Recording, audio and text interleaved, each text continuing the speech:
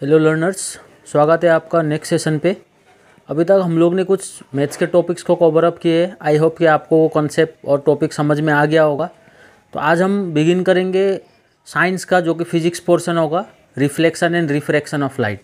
तो जिन्होंने अभी तक हमारे चैनल को सब्सक्राइब नहीं किया है तो सब्सक्राइब करना ना भूले और वीडियो को एंड तक ज़रूर देखें। चलिए शुरू करते हैं आज का सेशन। सो चैप्टर 1 हमारा होने वाला है reflection and refraction of light. तो पहले हम क्या करेंगे, पहले हम रिफ्लेक्शन ऑफ लाइट को समझेंगे, इसी से रिलेटेड टर्म्स को, जो भी चीज़ हमें कवर अप करना है उसको ही हम पहले कंप्लीट करेंगे। फिर लेटर ऑन जो हमारा नेक्स्ट सेशन होगा उसमें हम करेंगे रिफ्रैक्शन ऑफ लाइट। तो before moving into reflection of light we need to understand what is light. Light एक इनविजिबल एनर्जी है जो हमें देखने में मदद करता है। देखिए, invisible energy that causes sensation of vision. Light एक एनर्जी का सोर्स है। अब देखिए, सोर्सेस ऑफ लाइट मतलब लाइट हमें कहाँ कहाँ से मिलता है, लाइट का स्रोत क्या क्या है हमारे पास। अगर हम उसे क्लासीफाई करेंगे तो हमें टोटल 2 ग्रुप में हम इसको क्लासीफाई कर सकते हैं, luminous and non luminous. There are 2 sources of light, एक होगा luminous and the other one are non luminous. Luminous में कौन सा आएगा, वो सब ऑब्जेक्ट जिसके पास में अपना लाइट होता है। Object that emit the light of their own are called luminous object. Example candle, sun etcetera. और एक चीज़ आपको यहाँ पे याद रखना है, ये जो सन है, sun is the primary source of light. Okay, sun is the primary source of light. Means जितना भी लाइट हमें मिल रहा है वो सब कहाँ से आया है, सन से आया है। तो इसको याद रखना है आपको। फिर नॉन ल्यूमिनस में वो सब ऑब्जेक्ट आएगा जिसका अपना लाइट नहीं होता है, वो दूसरों के लाइट एमिट करते हैं, जैसे हम। ठीक है, हम एक दूसरे को देख पाते हैं या फिर हम कोई दूसरे चीज़ को देख पा रहे हैं। क्यों? क्योंकि हम लाइट को रिफ्लेक्ट कर रहे हैं। हमारा लाइट नहीं, वो किसी और का है। हो सकता है कि वो बल्ब से आया वाला लाइट होगा, bulb is an luminous source, या फिर सन से आया वाला लाइट होगा। तो ऐसे करके आपको क्लासीफाई करना है सोर्सेस ऑफ लाइट में। अब हम आगे जो करने वाले हैं वो क्या होगा, वो होगा terms which are related to reflection of light. That will be our next topic.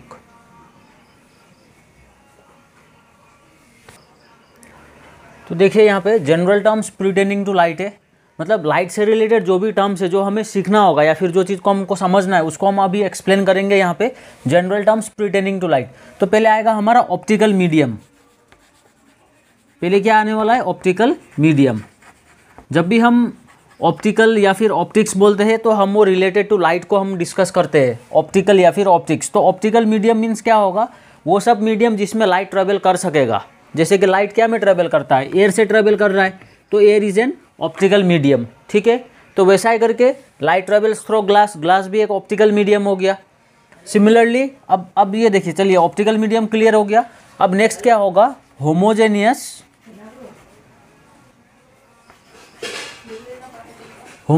Optical medium. अब देखिए, होमोजेनियस बोलने से क्या होता है, यूनिफॉर्म कॉम्पोजिशन होता है, जिसका जो बनावट होगा, जिसका जो स्ट्रक्चर होगा उसमें इक्वल प्रॉपर्टीज प्रेजेंट होगा, इवनली डिस्ट्रीब्यूटेड, उसे हम बोलते हैं होमोजेनियस। तो होमोजेनियस ऑप्टिकल मीडियम वो मीडियम होता है जिसमें जो कॉम्पोजिशन होगा वो सेम होगा थ्रू आउट द कॉन्स्टिट्यूएंट और through out that particular substance. जैसे कि वैक्यूम, जब हम वैक्यूम बोलते हैं हम क्या चीज़ को रेफर करते हैं, वो जगह जहाँ पे कुछ प्रेजेंट नहीं होता है, empty space is called vacuum. तो लाइट वैक्यूम से भी ट्रेवल करता है, मतलब लाइट को ट्रेवल करने के लिए कोई मीडियम का एक्चुअली में ज़रूरत नहीं होता है। फॉर एग्जाम्पल, लाइट जो सन से आ रहा है वो it is coming millions of kilometre. वो यूनिवर्स कहाँ से आ रहा है, वो it is at infinity.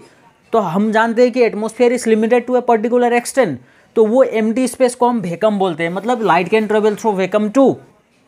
So homogeneous medium पे एक एग्जाम्पल है, या फिर आप मान लीजिए एल्कोहल, ये हो गया एग्जाम्पल ऑफ होमोजेनियस मीडियम। ऐसा अगर क्या आएगा,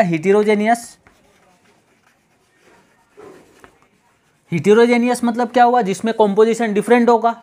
air is an example of heterogeneous. ये होमोजेनियस नहीं है क्योंकि एयर का जो कॉम्पोजिशन होता है वो वेरी करता है। एक जगह पे हो सकता है कि डस्ट पार्टिकल कम होगा, अब दूसरे जगह वाले को अगर हम एयर का कॉम्पोजिशन ले रहे तो पता चल रहा है कि वाटर वेपर का कॉम्पोजिशन उस पर ज़्यादा है। तो air is not homogeneous, okay, it is heterogeneous. तो ये हो गया हमारा थोड़ा बहुत टर्म। अब नेक्स्ट जो आएगा वो आएगा ट्रांसपेरेंट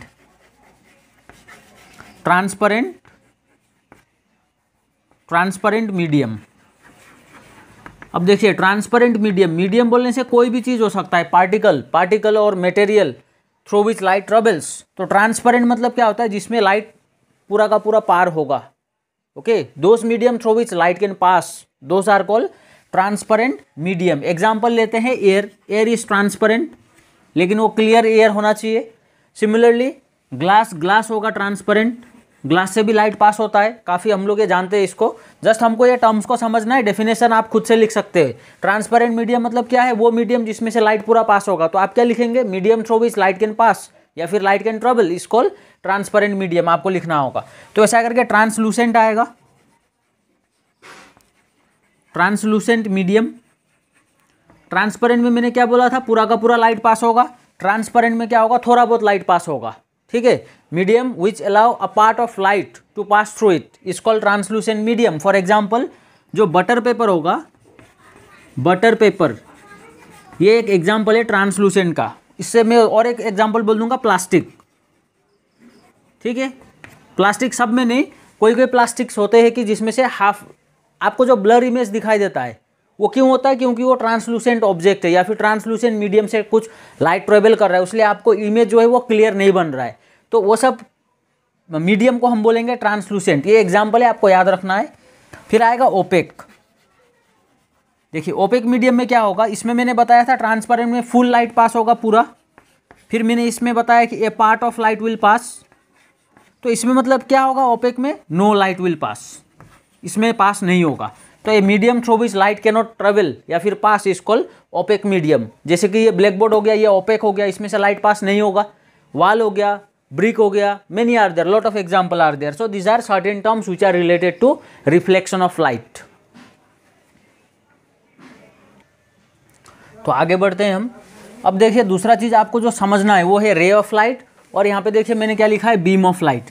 रे ऑफ लाइट, रे क्या होता है, कुछ इस तरीका से हम रे को रिप्रेजेंट करते हैं। इसका एक एंड पॉइंट होता है और एक डायरेक्शन पे ये इन्फिनिटली चले जाता है।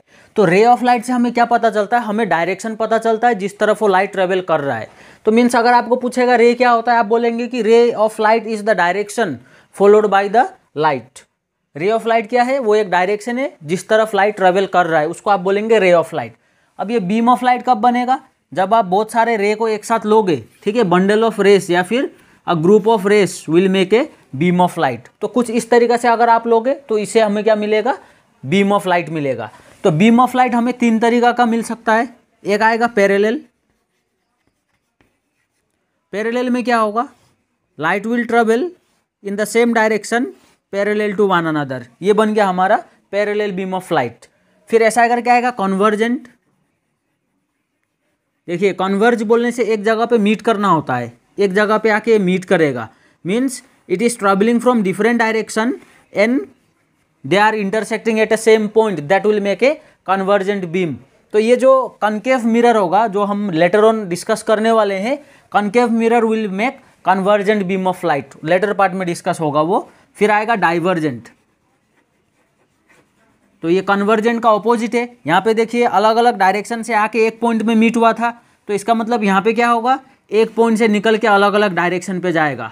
ठीक है, जो बल्ब में से लाइट निकल के आता है वो क्या होगा, वो डाइवर्जेंट होगा। वो एक पॉइंट है, बल्ब को आप एक पॉइंट ले लीजिए और वो डायरेक्शन क्या में जा रहा है, it is going on every direction, so that is making divergent beam of light. तो हमने general terms pertaining to light के बारे में हमने वो चीज़ को कंसेप्ट जो भी था related to that we have just discussed.